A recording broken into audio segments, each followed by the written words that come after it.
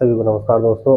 मैं उम्मीद करता हूँ कि आप सब लोग ठीक होंगे और हमेशा की तरह से दोस्तों ज़्यादा बातें हम नहीं करेंगे, लेकिन मैं आपको बता दूँ कि हमारा जो मॉर्फोलॉजी चल रहा था ज्योग्राफी में, जिसमें आज का हमारा टॉपिक रहेगा भूकंप यानी कि अर्थक्वेक। ठीक है, तो दोस्तों आप लोगों से निवेदन करता हूँ कि आप सभी लोग हमारे चैनल को ज़्यादा से ज़्यादा सब्सक्राइब कर लें और अपने सभी दोस्तों को शेयर कर दें। तो देखते हैं भूकंप, है ना। दोस्तों भूकंप जो शब्द है ये दो शब्दों से मिलकर बना। भूकंप दो शब्दों से मिलकर बना है। एक तो रहेगा भू और दूसरा रहेगा कंप, है ना। भू का मतलब अर्थ होता है अगर हम इसके अब अर्थ की बात करते हैं तो भू का अर्थ होता है पृथ्वी, और कंपन का अर्थ होता है, कंप का अर्थ होता है कांपना। यानी कि अगर हम इसको देखें, इसकी परिभाषा इस प्रकार से अगर हम देखें,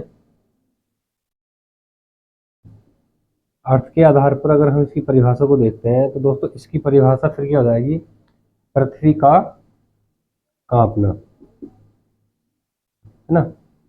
पृथ्वी का कांपना क्या है, भूकंप से है। इसी प्रकार से अर्थक्वेक भी दो शब्दों से मिलकर के बनाए, है ना।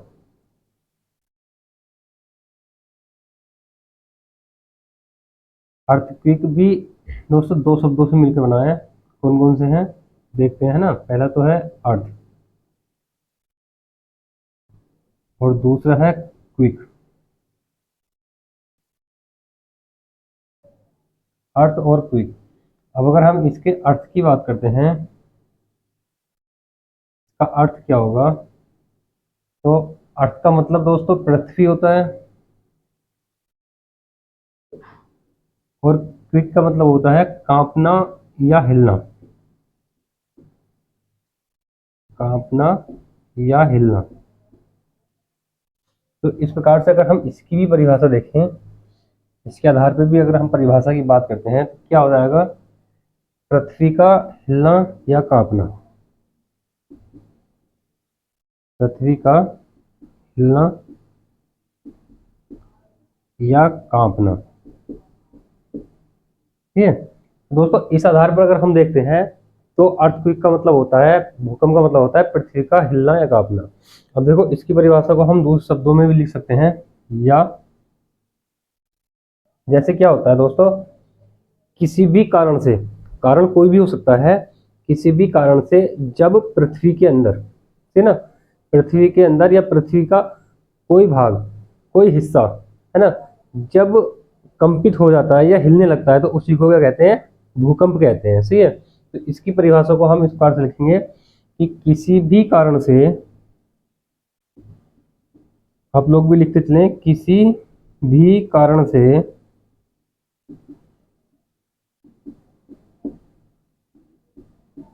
पृथ्वी का कुछ हिस्सा, लिखेंगे किसी भी कारण से जब पृथ्वी का कुछ हिस्सा या भाग, पृथ्वी का कुछ हिस्सा या भाग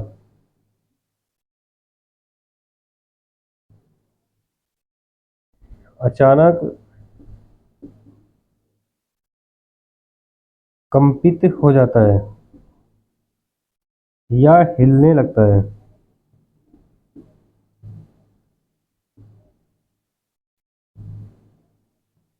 ना, हिलने लगता है, तब इसे भूकंप कहते हैं। तब इसे भूकंप कहते हैं।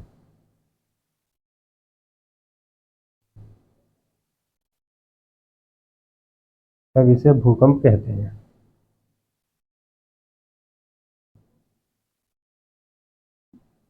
सही है। या दोस्तों इसको ऐसे भी लिख लेंगे, एक परिभाषा और इसकी देख लेंगे, किसी भी कारण से, लिखेंगे किसी भी कारण से पृथ्वी के भूगर्भ में,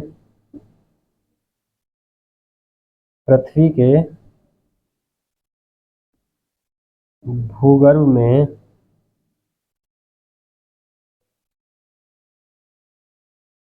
ऊर्जा उत्पन्न होती है, ऊर्जा उत्पन्न होती है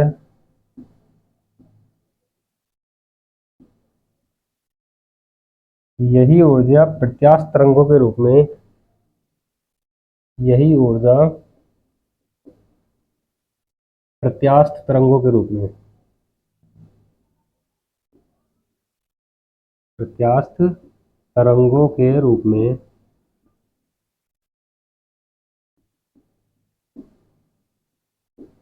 सभी दिशाओं में, है ना,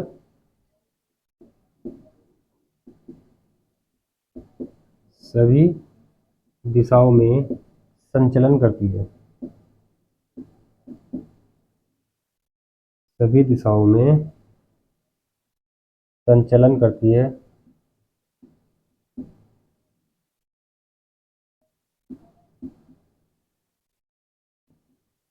सभी दिशाओं में संचलन करती है, जिस कारण जिस कारण पृथ्वी का कुछ भाग, जिस कारण पृथ्वी का कुछ भाग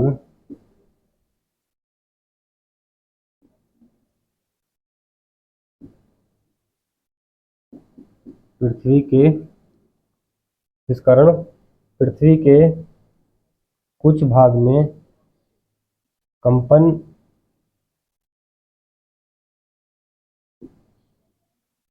पैदा हो जाता है,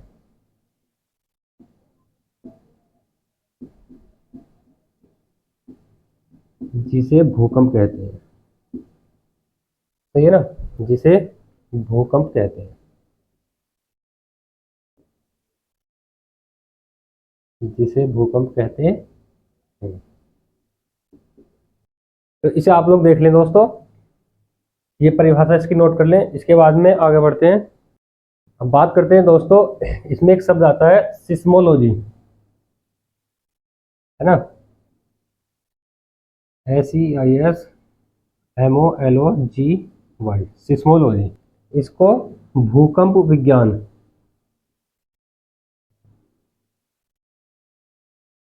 भूकंप विज्ञान भी कहते हैं हिंदी में। तो दोस्तों क्या होता है, लिखेंगे भौतिक भूगोल की वह शाखा जिसमें, आप लोग भी साथ साथ लिखते चलेंगे, भौतिक भूगोल की वह शाखा जिसमें, वह शाखा जिसमें भूकंपों का वैज्ञानिक अध्ययन कहता है ना, भूकंपों का वैज्ञानिक अध्ययन कहता है, भूकंपों का वैज्ञानिक अध्ययन किया जाता है।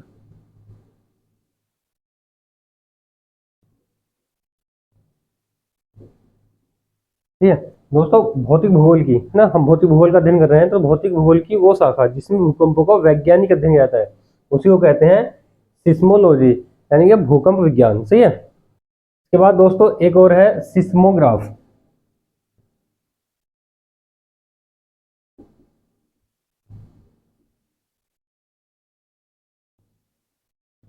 है ना,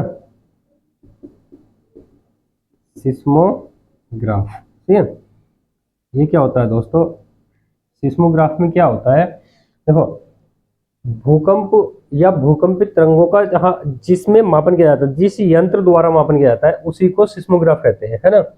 लिख लेंगे भूकंप या भूकंप तरंगों का अध्ययन,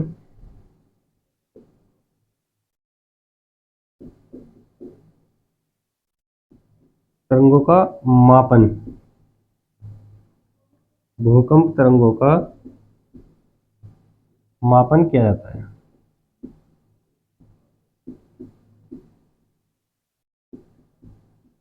ठीक है ना, भूकंप या भूकंप तरंगों का जहां पर मापन किया जाता है, जिस यंत्र द्वारा मापन किया जाता है, वही होता है सिस्मोग्राफ। और दोस्तों इसे सिस्मोमीटर सिस्मोमीटर यंत्र भी कहा जाता है, यंत्र भी कहा जाता है। और क्या है, इसका आविष्कार कहाँ हुआ था? इसका आविष्कार चीन में हुआ था। आविष्कार चीन में हुआ।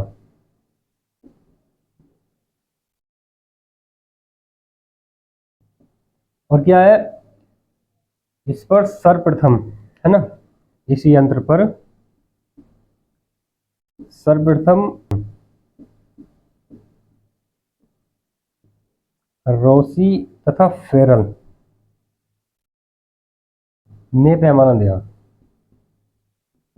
रोसी तथा फेरल ने पैमाना दिया।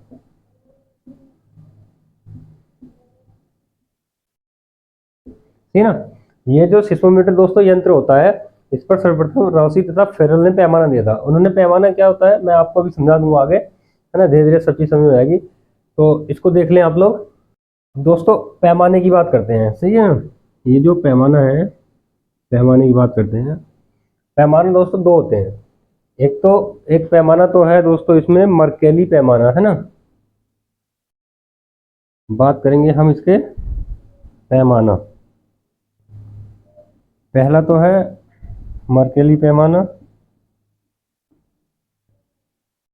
ठीक है। इसमें क्या होता है, इसमें 1 से 12 तक, इसमें 1 से 12 तक अंक अंकित होते हैं।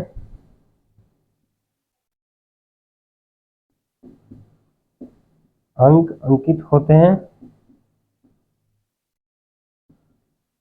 ठीक है। और इसका प्रयोग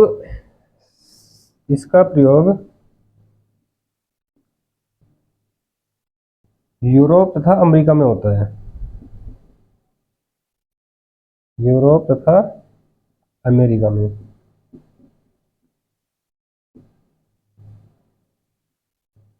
ठीक है। यूरोप तथा अमेरिका में होता है। दोस्तों ये पैमाना भूकंप की तीव्रता का मापन करता है। भूकंप की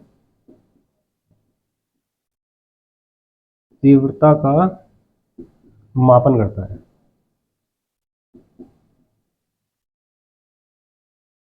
भूकंप की तीव्रता का मापन करता है, सही है। और दोस्तों दूसरा होता है रिक्टर पैमाना। दूसरा कौन सा होता है? रिक्टर पैमाना, है ना। ये 1935 से प्रचलन में है।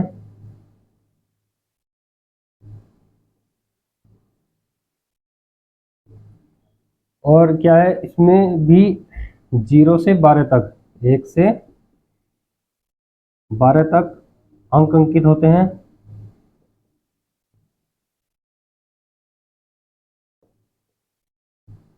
ठीक है ना। ये सर्वाधिक प्रचलन में यही है। ये सर्वाधिक प्रचलन में है।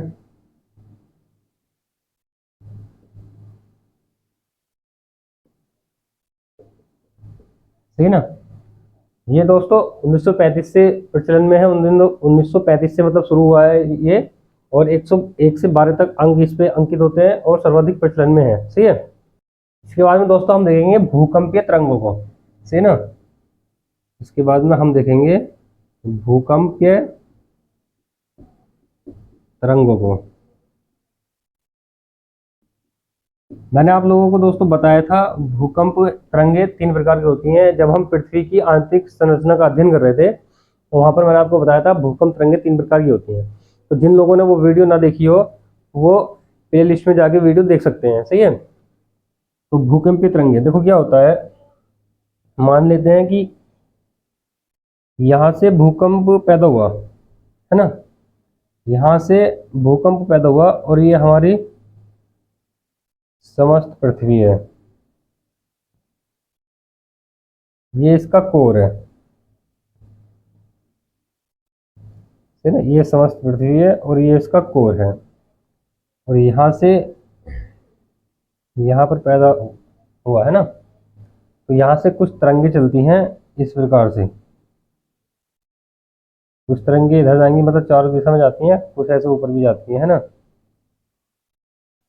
कुछ तरंगे इस प्रकार से आती हैं और वो यहाँ से मुड़ जाती हैं, इस प्रकार से मुड़ जाती हैं, यूं मुड़ जाती हैं, वो कोर में नहीं पहुंच पाती हैं। कुछ तरंगे होती हैं जो कोर को पार करती हैं और पृथ्वी के दूसरे हिस्से तक पहुंच जाती हैं, है ना। कुछ तरंगे होती हैं जो पृथ्वी के दूसरे केंद्र तक पहुंच जाती हैं। ये जो यहाँ पर जो स्थान है धरातल पर, है ना, इसे कहते हैं अधिकेंद्र। इसे क्या कहेंगे? अधिकेंद्र। और जो ये अंदर है जहां से भूकंप की उत्पत्ति हुई है ना, ये हो जाएगा अभिकेंद्र। ठीक है। और देखो जब तरंगे ये निकलती हैं, तीन प्रकार की तरंगे होती हैं। तो जो तरंगे दोस्तों धरातल के, है ना, ये वाली तरंगे, ये वाली जितनी तरंगे, ये वाली ये, है ना, जो धरातल के पास में है, ये होती हैं एल तरंगे,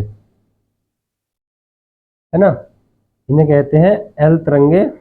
और जो ये मुड़ जाती हैं, है ना, कोर में पहुंचने से पहले जो तरंगे मुड़ जाती हैं वो होती हैं एस तरंगे, मतलब ये वाली,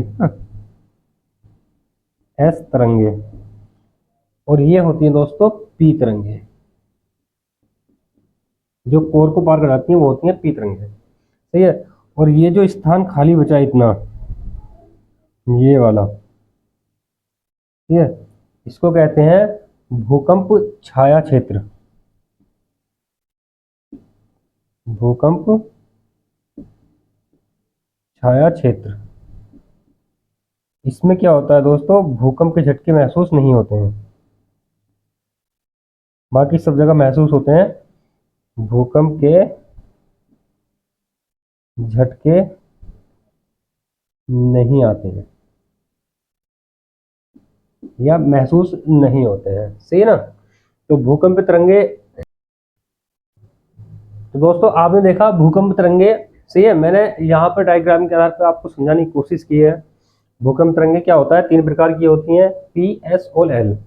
जो एल तरंगे होती हैं वो पृथ्वी के धरातल के पास ही संचरण करती हैं, और जो एस तरंगे होती हैं वो कोर में नहीं पहुंच पाती हैं और वो मुड़ जाती हैं इधर। तो ये जो दोस्तों मुड़ती है ना, है ना, एस तरंगों का जो मोड़ होता है ये लगभग 45 डिग्री का होता है ना, लगभग 45 डिग्री का होता है। अक्सर ये क्वेश्चन पूछा जाता है। जो पी तरंगे होती हैं वो कोर में भी संचलन कर जाती हैं। और जो पी और एस तरंगों के बीच का जो भाग होता है ये, है ना, भूकंप छाया क्षेत्र कहते हैं इसको। इसको अर्थक्विक शैडो कहते हैं, है ना। तो अर्थक्विक शैडो कहेंगे। इसमें क्या है दोस्तों, भूकंप के झटके महसूस नहीं होते हैं। सही है।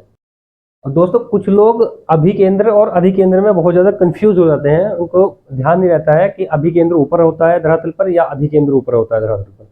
इसकी याद करने की एक ट्रिक है, मैं आप लोगों को बता देता हूँ। देखो पहले देखेंगे हम यहाँ पर अभिकेंद्र, है ना, हम अभिकेंद्र को देख लेंगे। अभिकेंद्र क्या होता है, वह स्थान जहां से भूकंप तरंगे उत्पन्न होती हैं। लिख लेंगे, वह स्थान जहां से भूकंप तरंगे, जहां से भूकंप तरंगे उत्पन्न होती हैं, भूकंप तरंगे उत्पन्न होती हैं।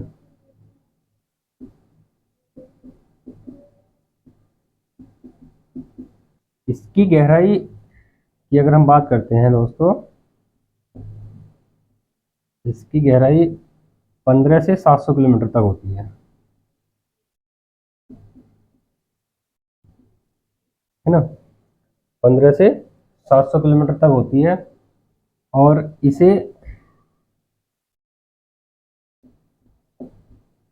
इसे चक्षु केंद्र, फोकस केंद्र,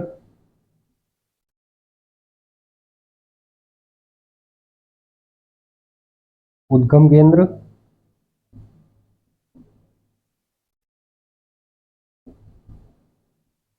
भी कहते हैं, ठीक है ना, भी कहते हैं। और देखो मैं आप लोगों को अब समझाता हूँ। मान लेते हैं ये हमारा धरातल है ना, अर्थ सरफेस। इसके नीचे 15 से 700 किलोमीटर तक कोई स्थान है, यहाँ से भूकंप उत्पन्न होता है। ये धरातल के नीचे है ना, यह है अभिकेंद्र। और ये जो ऊपर होता है ये होता है अधिकेंद्र, ठीक है ना, ये होता है अधिकेंद्र। अब देखो दोस्तों क्या होता है, अभी में भी आ रहा है ना, अभी में भी आ रहा है और अधि में धा आ रहा है ना। तो भय से हम अनुमान लगा लेंगे भीतर, यानी कि धरातल के भीतर नीचे, तो वो हो जाएगा अभिकेंद्र। तो इससे हमारा याद रह जाएगा, कभी कभी देता है ना अधिकेंद्र अभिकेंद्र, पूछ लेता है क्या है, तो अभी जिसमें होगा अभिकेंद्र, तो भी से हम भीतर, यानी कि धरातल के भीतर जो स्थान होता है वो अभिकेंद्र होता है। और धी है ना, इसमें धा आ रहा है ना, तो धा से हो जाएगा अंधा, है ना, ए और धी ध्या दोनों आ रहे हैं, तो अंधा। अंधा कहाँ चलता है दोस्तों, धरातल पर चलता है, सही है। इससे पहचान होगी अधिकेंद्र धरातल पर स्थित बिंदु होता है। तो ये हुआ हमारा अभिकेंद्र। इसके बाद हम बात करते हैं अधिकेंद्र की।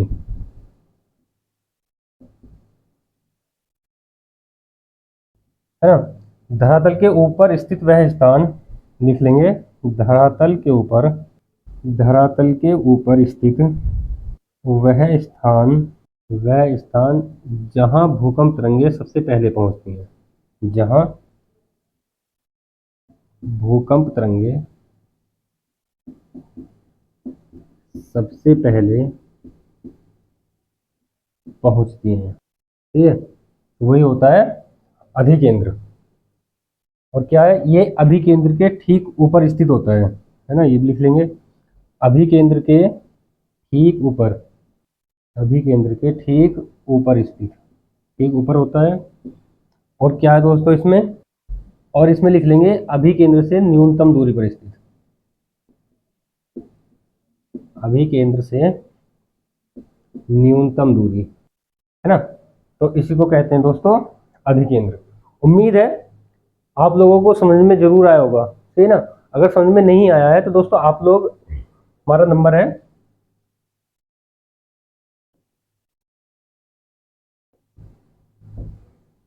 ये हमारा नंबर है दोस्तों, और मैंने डिस्क्रिप्शन में भी नंबर दे दिया है। जो कुछ समझ में नहीं आता है तो आप इससे व्हाट्सअप भी कर सकते हैं, सही है। तो यहाँ तक मुझे उम्मीद है कि आप लोगों को अच्छे से समझ में आ गया होगा। तो आज के लिए हम दोस्तों इतना ही रखेंगे, आगे की बात कल करेंगे।